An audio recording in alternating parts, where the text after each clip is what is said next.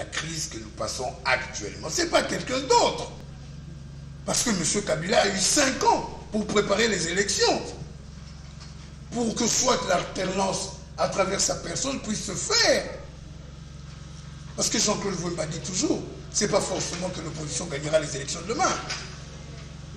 Alors, M. Kabila ayant échoué, M. Kabila ayant été le moteur de la déstabilisation politique de nos jours, ne peut pas être juge et parti. C'est pour cela d'ailleurs la résolution 2277 implique M. Kabila d'être en face de l'opposition. Alors M. Kabila a convoqué le dialogue unilatéralement, comme il a fait pour les concertations. Vous avez demandé une expertise internationale, vous l'aviez eu, il y a une facilitation internationale. En ce qui concerne la facilitation, le modérateur, il vous a accordé attendez, madame, une partie de vos revendications. Madame, le problème ce n'est pas ça. Le facilitateur que vous avez récusé. Monsieur Eden Kodjo était déjà partie prenante dans cette affaire que le président Etienne Tshisekedi a démasqué à temps parce que c'était déjà un kabiliste pur et dur. Il y a eu les Nations Unies.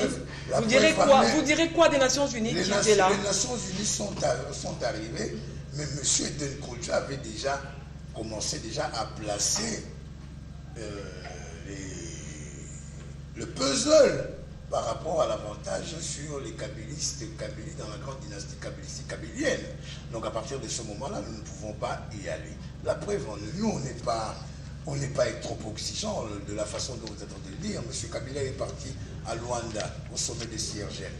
Le président Dos Santos lui a dit ce qu'il fallait faire. Parce que M. Kabila a dit, souvenez-vous, la première déclaration de la délégation congolaise, que le dialogue de Kanchachi a amené les Congolais et les Congolais sont là, ils ont accepté et tout. Le président Dos Santos lui a dit non. Vous avez signé votre accord de Kanchachi le 18, le 19, il y a eu des manifestations monstres au Congo. Non, c'est que la véritable opposition n'y est pas là. Il faudrait que vous voyiez l'autre partie. L'autre partie, c'est monsieur le président Tshisekedi et le Rassemblement. Donc, comme il savait que nous, avec moi la Popo, moi la Gratana, moi la Potopoto, les Togolais qui nous ont amené tout ça ici, Eden Kodjo, nous n'accepterons pas. C'est pour cela la CENCO a pris le relais et nous y sommes là. La CENCO, sous initiative de Joseph Kabila, que vous avez récusé de convoquer le dialogue national. Madame, on aurait refusé. Il n'y aura pas le dialogue. Ce n'est pas seulement M. Kabila. On aurait refusé. Est-ce qu'il y aura les assises interdiocésaines? C'est la volonté de deux groupes. Le rassemblement attendez, politique, madame, s'il vous plaît. Oui, allez-y. Attendez, madame. Il y avait un grand demandeur. Parce qu'il s'est rendu compte que le 19 décembre, il n'aura plus la légitimité. Qui est M. Kabila. Et il avait besoin de l'autre parti, qui était le Rassemblement, représenté par le président Etienne Tshisekedi à Mulumba. Le président Etienne avait refusé pour que le Rassemblement puisse aller au Kanchachi. Est-ce que nous y sommes partis? Donc, si le président Etienne Tshisekedi a accepté, selon les termes de référence et les préalables du Rassemblement, c'est pour cela que nous nous retrouvons là-bas. Donc, ce n'est pas parce que monsieur Kabila, je n'ai pas vu un document, là où M. Kabila signe que le Rassemblement doit se rencontrer avec la majorité au centre. Oui, Jean-Claude Wemba, vous refusez d'aller au dialogue, vous n'avez pas participé. Au nom de quoi vous réclamez la primature? Mais madame, je ne sais pas d'où vient cette affaire-là de la primature. Parce que je l'attends, la primature, le rassemblement. Non. Dans une négociation, comme les assises, il y a des gens qui viennent avec leur ambition, leur réalité. Parce qu'à l'heure actuelle, le peuple congolais est derrière le rassemblement. Donc si le rassemblement doit faire un mouvement par rapport à l'apaisement, par rapport à avoir surtout, pardon, excusez-moi parce que je suis un peu enrhumé, dans un délai exact, il faudrait que le rassemblement puisse assumer pour que réellement il puisse avoir les élections. Parce que M. Kabila et son gouvernement ont échoué pendant 5 ans. Ma question elle est claire, Jean-Claude Wemba, je reviens. Vous n'avez pas participé au dialogue national. Au nom de quoi vous réclamez la primature? Le peuple vous accuse de l'avoir trahi. Le peuple que vous dites, je ne sais pas où est-ce que vous le voyez, moi, ce n'est pas le peuple que moi je vois. Vous voyez qui? Et pourtant, moi, le peuple que je vois, je me balade dans la rue, je suis dans le café. Voilà, au nom de quoi? Au nom de quoi vous exigez la primature? Madame, je suis en train de vous dire, le peuple, c'est que le peuple congolais pense. Le peuple congolais pense que M. Kabila va le 19 décembre. Ce peuple-là qui vous accuse de trahison, Jean-Claude Wemba. Vous avez trahi le peuple congolais. Vous avez brandi des cartons jaunes, rouges et à la fin, vous êtes dans les pourparlers de la Senco et cette population-là vous traite de... Madame, le peuple congolais sait très bien. Franck Diongo s'est désolidarisé par rapport au rassemblement. Mais Franck Diongo... Il a même dit on est prêt à brûler les monnières d'Étienne Tshisekedi. Franck Diongo, c'est un frère. Personnellement, je ne l'ai pas suivi, j'entends seulement les commentaires de la presse. J'ai dit tout simplement... Vous devez être mieux informé, vous êtes quand même un homme politique. Tout à chacun a le droit de dire ce qu'il pense. Et ça, c'est quelque chose que vous n'enlèverez jamais à Franck Diongo, vous ne l'enlèverez jamais à Jean-Claude Wemba, vous ne l'enlèverez jamais à Olenga Nkoyi, à Lissanda Bonganga, à Ingele Ifoto, à Kiakwama ou à Matungulu. Il faudrait que les gens s'expriment. Quand Jean-Claude Wemba s'est exprimé par rapport, si M. Kabila nommait un gouvernement, le rassemblement doit mettre fin à ses assises. Est-ce que Jean-Claude Wemba a eu le concours de qui que ce soit? Non, pas du tout. L'honorable, le président du MLP, Franck Diongo, peut avancer tout ce qu'il veut dans le cadre de la réflexion. Il n'y a aucun problème. Voilà, nous sommes des démocrates. Le rassemblement exige la primature, je reviens encore. Pourtant, il y a eu des morts le 19, le 20, et vous avez sacrifié ce combat du respect de la Constitution, rien que pour des postes ministériels, Jean-Claude Wemba. Les morts que vous faites allusion, c'est le rassemblement qui les a tués. Les rassemblements avaient des armes. La majorité vous a accusé d'avoir armé vos militants. Il y a eu un livre blanc de la part du gouvernement, il y a eu un rapport même du CNDH qui est sorti. Madame, le livre blanc de la majorité, qui les ont écrits? Ce sont leurs aficionados.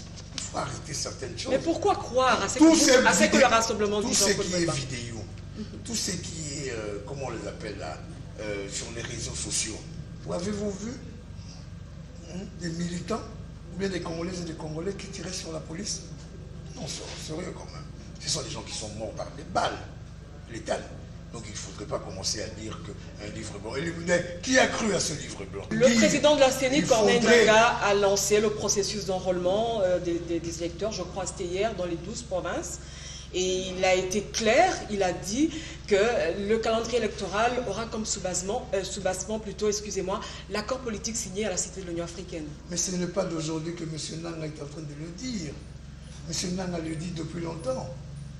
Hein, soyons quand même un peu sérieux. Comment une technicité comme la CENI doit attendre un accord politique? Puisque lui, il a les dates, il a les éléments de la Constitution. C'est de ça que, madame, nous ne comprenons pas. C'est pour ça que nous ne voulons pas être piégés. Madame Luambi, admettons que nous arrivons en avril 2018, comme le veulent les créés de Kantchachi, et qu'il n'y a pas élection, qu'est-ce qu'on fait? Et que M. Nana nous dise non, je n'ai eu que 150 millions de dollars, je ne peux pas organiser les élections. C'est de ça que nous ne voulons plus être piégés. Dès lors que, madame, au sortir de Kantchachi, il n'y a pas eu de responsabilité politique donnée aux gens qui étaient là. Mais nous, nous l'exigeons. Parce que nous voulons que la CENI, en tant qu'organe technique de la nation, puisse nous emmener aux élections sans pour autant attendre quoi que ce soit. Madame, ça fait 5 ans.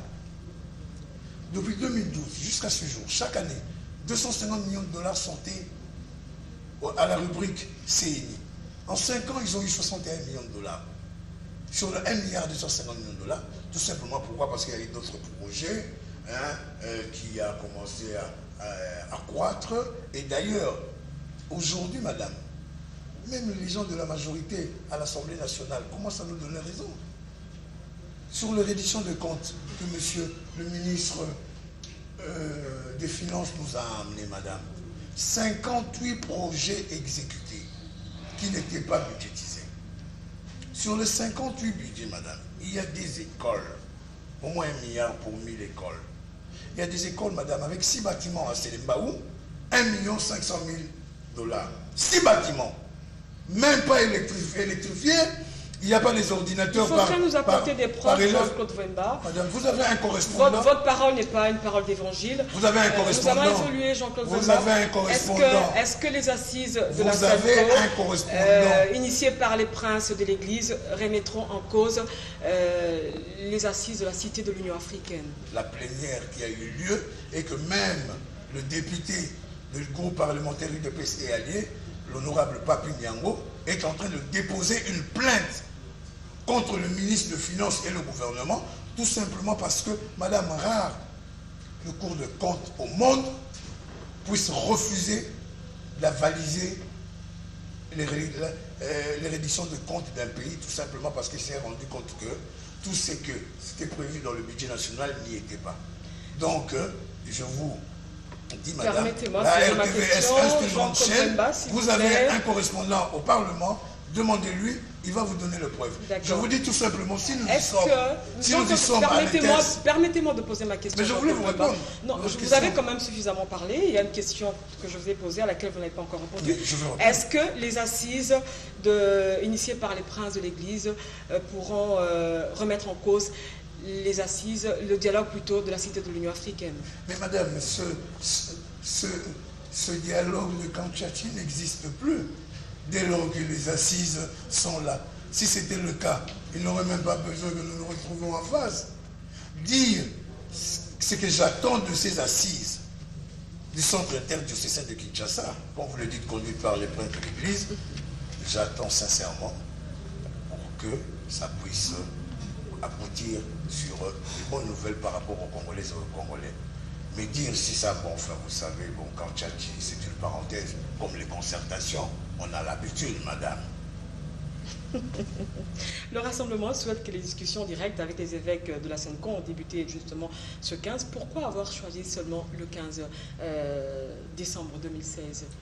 Le 15 décembre 2016, c'est l'adresse du président Etienne Tshisekedi à la nation.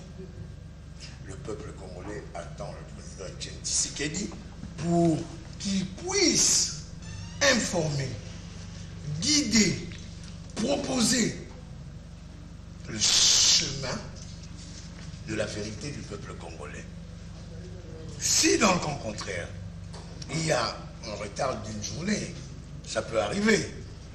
Alors en ce moment-là, le président Tshisekedi pourra repousser son adresse à la nation congolaise pour le 16 décembre. Est-ce que pour parler de la SENCO, vous pensez que ça pourrait aboutir à quelque chose?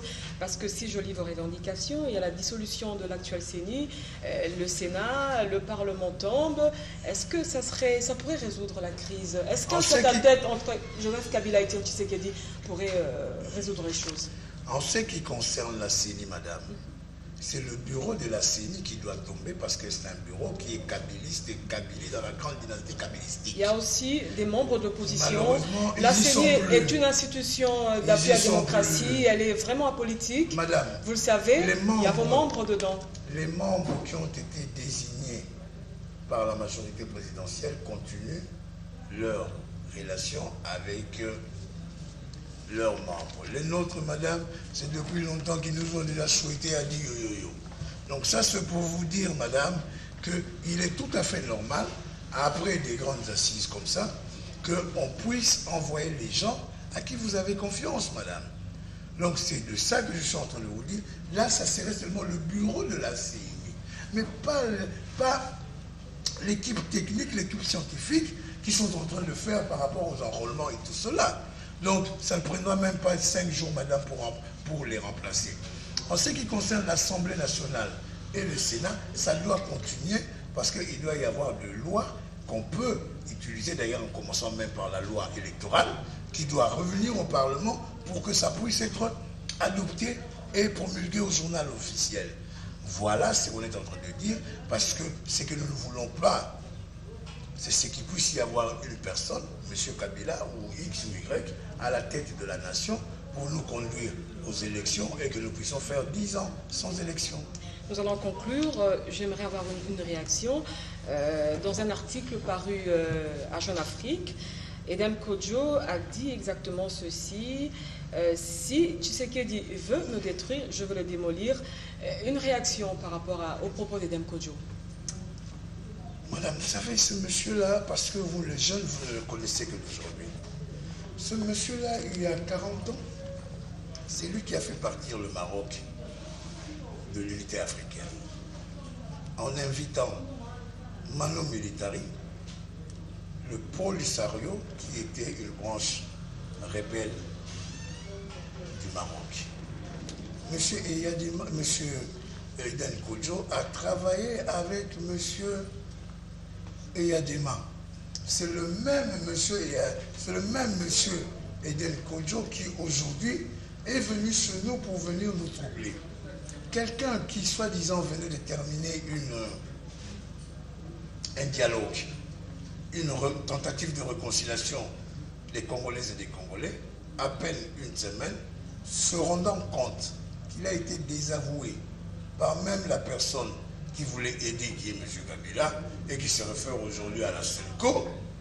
M. Eden Kodjo ne peut que distiller ce genre de dithyrambique par rapport à Etienne Tshisekedi, là où il a trouvé quelqu'un de fermeté, de quelqu'un de convictions politiques et de quelqu'un qui n'a pas froid aux yeux et qui est derrière pour que le peuple congolais puisse aller de l'avant. Tout ce que M. Eden Kodjo a dit dans Jeune Afrique, ça ne l'engage que lui. Pour nous, nous nous rendons compte que le président Etienne Tshisekedi, c'est vraiment un grand combattant de la liberté, de la démocratie, de la résistance et des droits de l'homme, et qu'attend que moi, Namboka,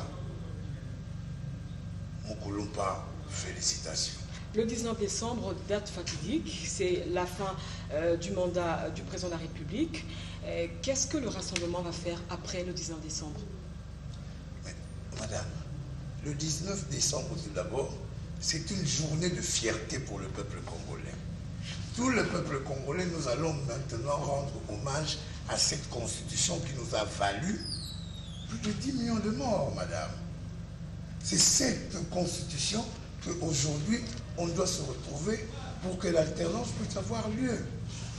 Donc c'est déjà quelque chose de bien que nous avons eu cette constitution et qu'il y aura alternance demain à partir du 20. Mais il y a l'arrêt de la Cour constitutionnelle. Madame, vous savez, les arrêts de la Cour constitutionnelle n'engagent qu'elle-même. Madame, il ne faudrait pas dire le contraire par rapport à la Cour constitutionnelle. J'ai des étudiants, je ne suis pas juriste. Moi aussi, ce sont les juristes qui viennent m'aider par rapport à certaines notions de droit. J'ai Elvis Moulungu, le président de la Ligue de jeunes, qui vient de terminer son graduat à l'UPC, qui m'aide de temps en temps. C'est lui qui m'a dit en premier, la Cour constitutionnelle ne pouvait pas siéger pour la seconde fois.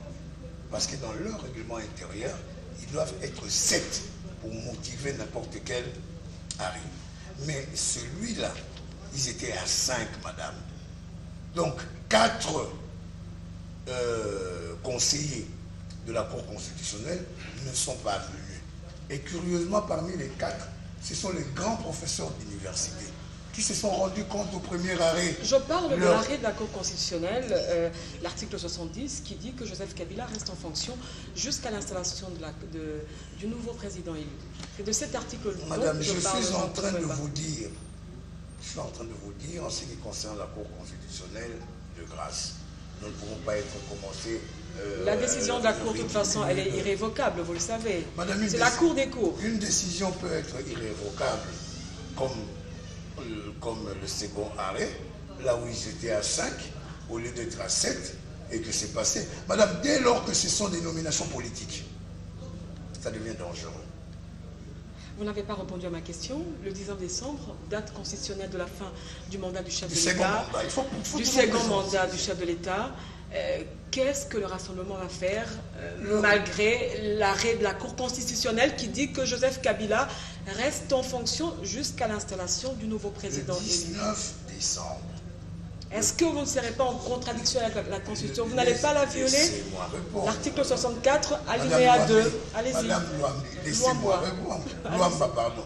Laissez-moi répondre. Madame, je veux vous dire une chose. Le 19 décembre, c'est un jour de fête. Parce que pour la première fois au Congo, un président va terminer son second mandat constitutionnel. Donc c'est quelque chose que les Congolais et les Congolaises doivent s'en réjouir, doivent rendre hommage à cette constitution pour dire enfin, on ne croyait pas, maintenant on croit, l'alternance doit commencer. C'est de ça le 19 décembre 2016. Les Congolaises et les Congolais, madame, n'ont pas besoin de Jean-Claude Wemba pour avoir... ils savent que c'est une journée de fête, que la Constitution respectée, il y aura l'alternance. Jean-Claude Wemba, un dernier mot. Mon dernier mot, madame Lwambi, est simple. Nous disons tout simplement, nous aimons le Congo. On était parmi les premières personnes à dire de ne pas voter cette constitution. 85% de la population congolaise ont plébiscité cette constitution sous la pluie, madame, parce que j'ai été à Kasangolo. Et le respect de ça, madame, il y en a, il faut respecter la constitution. 5 ans, M. Kabila a eu la mauvaise volonté, et son gouvernement, M. Matata, de ne pas mettre de côté pour que la CENI organise les élections présidentielles et les élections législatives. Doit-on faire confiance encore à ces gens-là? C'est là où nous nous posons les questions. Nous disons tout simplement à M. Kabila, après la présidence de la République, il y a une vie. Voilà, mesdames, messieurs, cette émission est terminée.